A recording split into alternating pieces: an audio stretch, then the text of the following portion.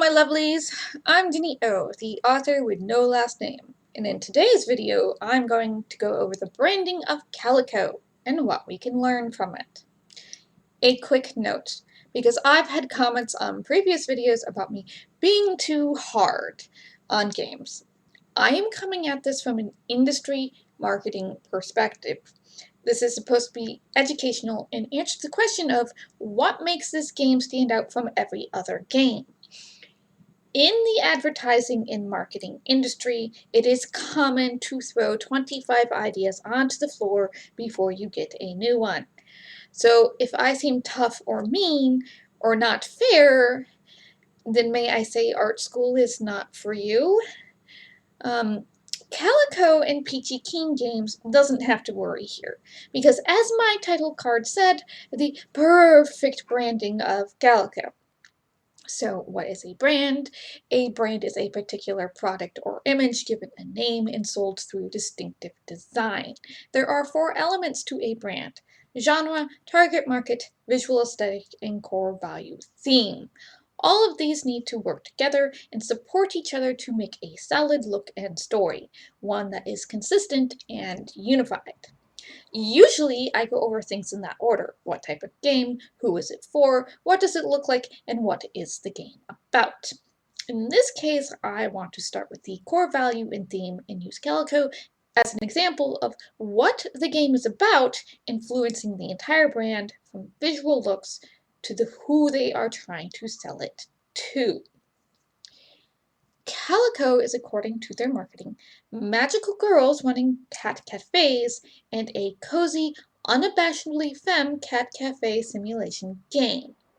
And no, you do not have to make a female presenting character. There are masculine and non-binary options as well, though the masculine still run femme.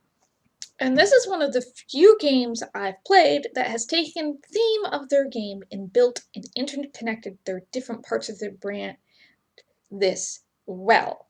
And if they wanted to go into a morning cartoon or a comic or even making plushies of their characters, then it would be very easy to do so, as their art style is also easy to work with, and people would be able to go, "Oh, it's Calico!" at a glance. The questions when it comes to making a brand are important to consider. What are we trying to say? Who are we trying to say it to? And how can we convey it visually? I think Calico answered these questions very well and in a clear way. When you're playing the game, the theme standing out the most is friendships and all the manners of support and love.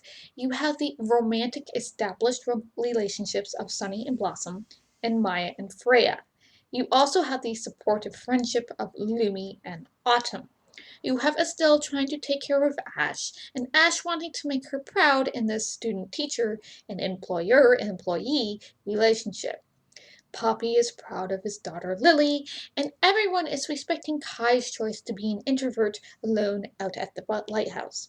And Kiva, bless her, after accidentally sending you on this quest, is so grateful and reminds you to take the time to self-care at the onsen. People helping people, people trying to overcome their fears, people listening to other people being okay with other people's needs, people encouraging you to take care of yourself because you work hard. All those deliveries, gathering up pets, making food in the cafe that's as big or bigger than your head. We are very strong folks.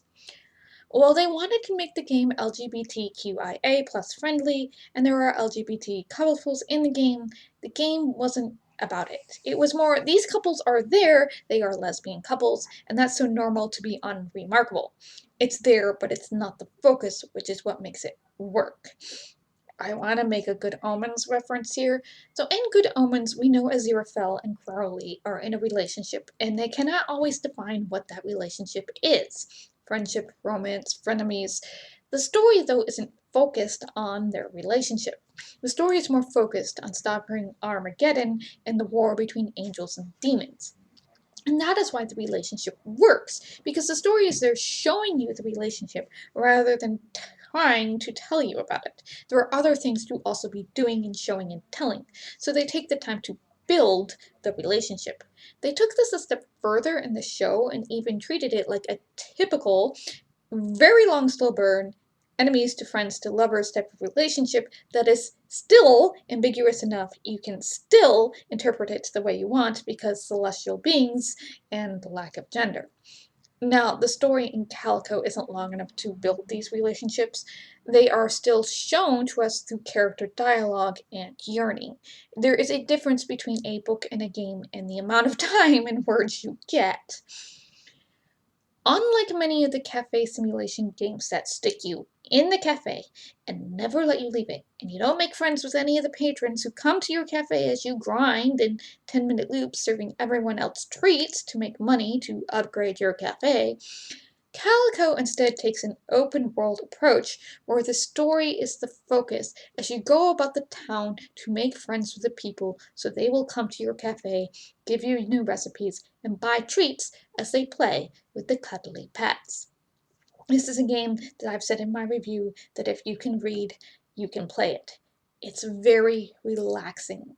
It is not high stakes. The map is big enough to feel like you're on an adventure, but small enough you won't get overwhelmed or lost. So their keywords, their core values, are cozy, if I was to guess, are cozy, friendship, magic, and unabashedly femme. How do they translate these words visually to capture the audience of people who want these cozy games that are story driven and open world and stand out from just about every other game on the market? The two key things that they used, especially in the marketing, was color palette and shape.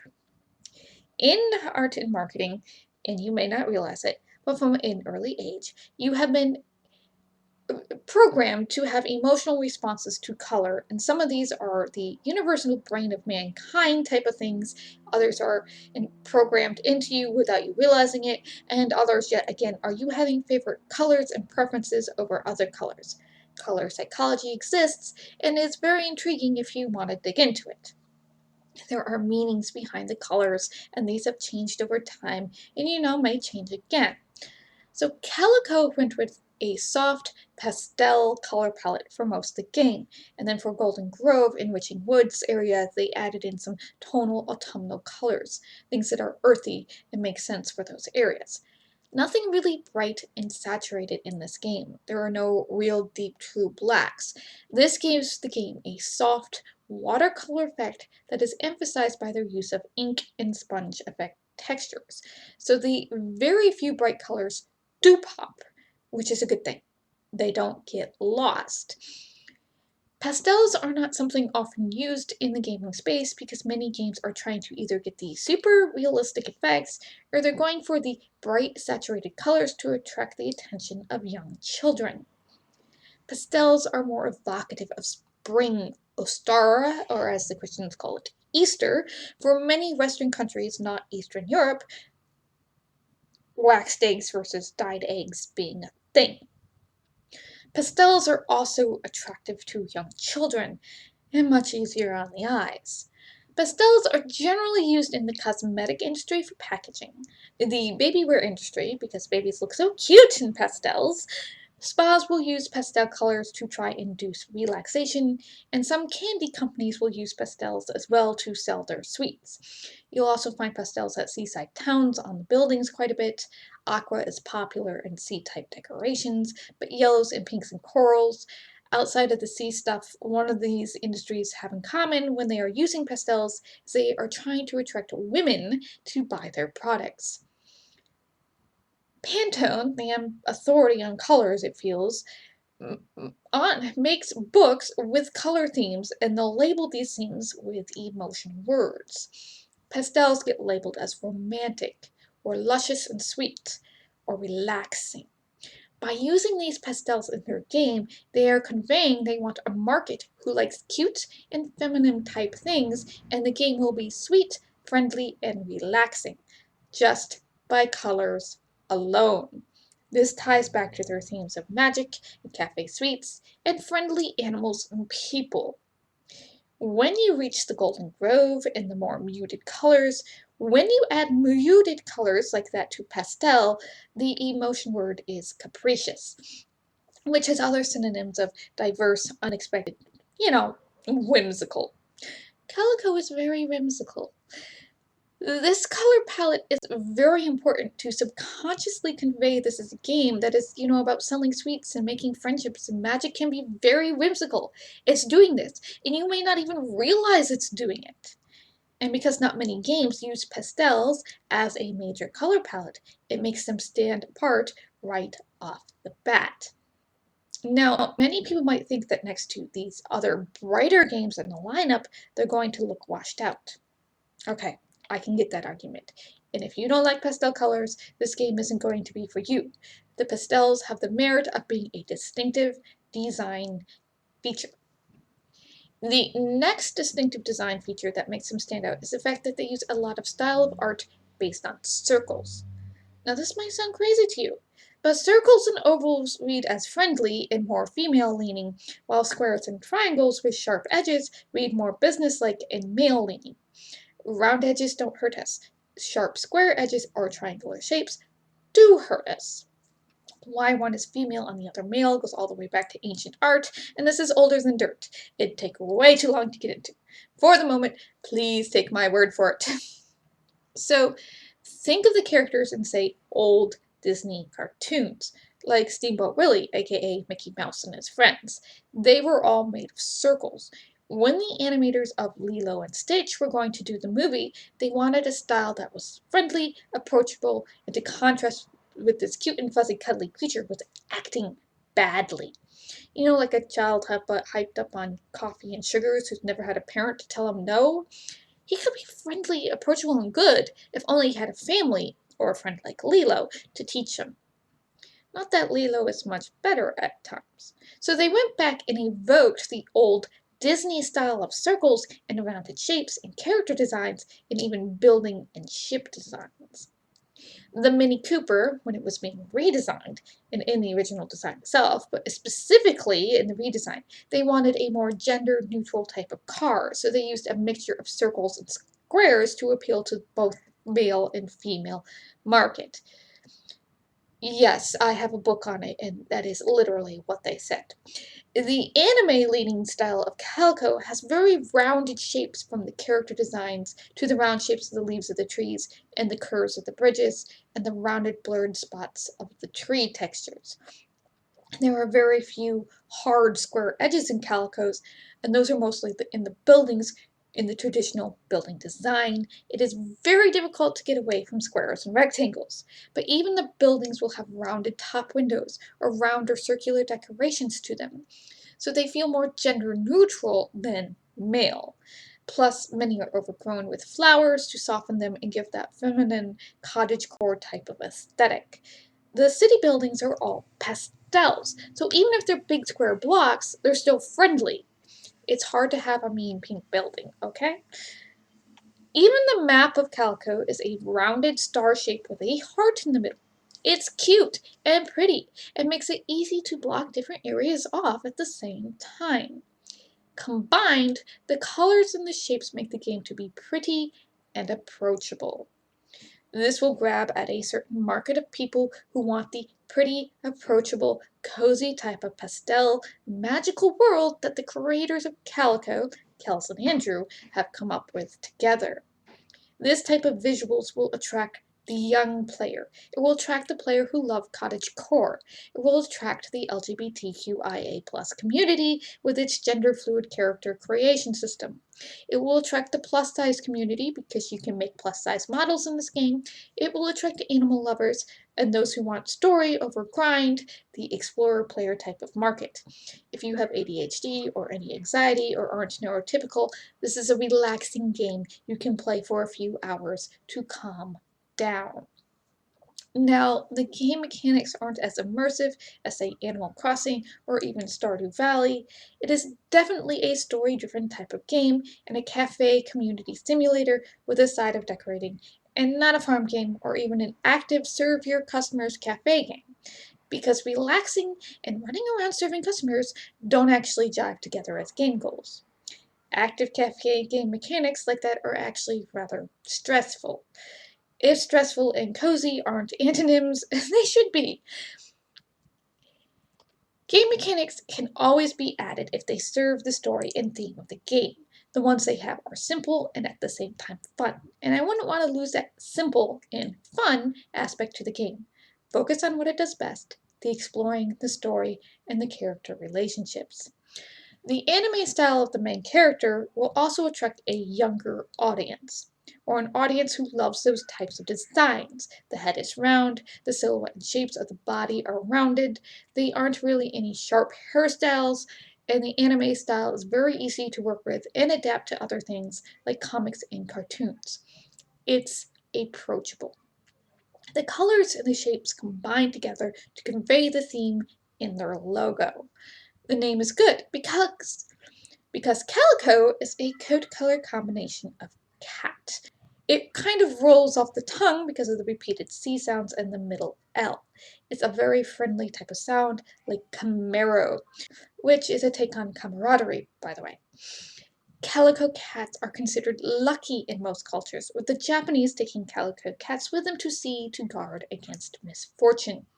The calico name is derived from the colorful woodblock prints on heavy cotton weave, originally from weavers in India, in the city of Calicut or Kozhikode.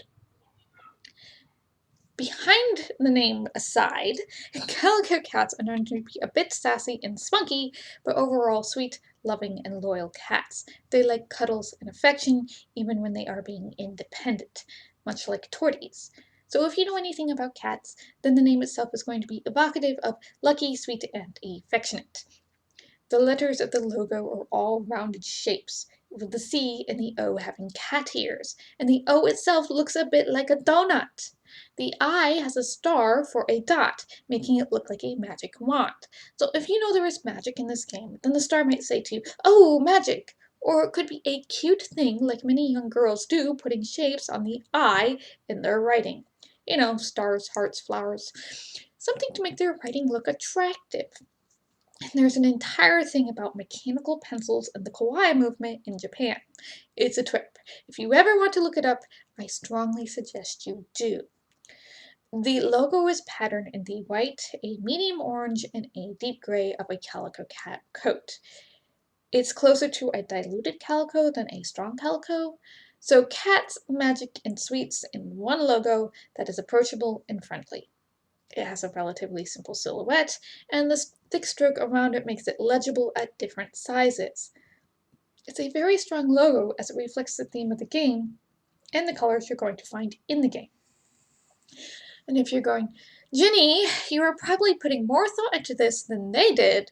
Look, I'm not a marketing agency. I've just read enough about saying the marketing of cars and such to know marketing agencies do put this amount of thought into it, and an indie game also putting this much thought into it, or hiring someone to help them put that much thought into it, wouldn't surprise me. I just love being an analytical person, so I do put the thought into things. All the choices in Calico build together, work together to create a very cohesive theme and look. I don't know if there are bought assets in this game or not. I do believe there are. I know some of the animations were bought specifically for the animals, so the creators of Calico took the time or took the money to pay the original studio devs who created these assets to recolor and retexture them to make them their own style rather than using them right out of the box, so to speak. It speaks of a certain amount of care and attention in their intention with the game. No matter if they made the assets and textures or bought them, by creating these textures and colors, they made a successful product that's distinct from others on the market. And it worked very well. It is perfect. The brand is successful. This is completely separate from whether or not the game is successful as a game. That's what my review was for, not this video about the brand. So when you're doing your branding, think about your theme and what you're trying to say in the game and how you convey this visually through shape and color and art style to attract the markets you're hoping to get while standing out from other games on the market, even if you're buying assets from a store like Calico did. Thank you for listening. I hope this explained why Calico's branding worked. Take care of yourself, stay safe, bless, and I'll see you in the next video.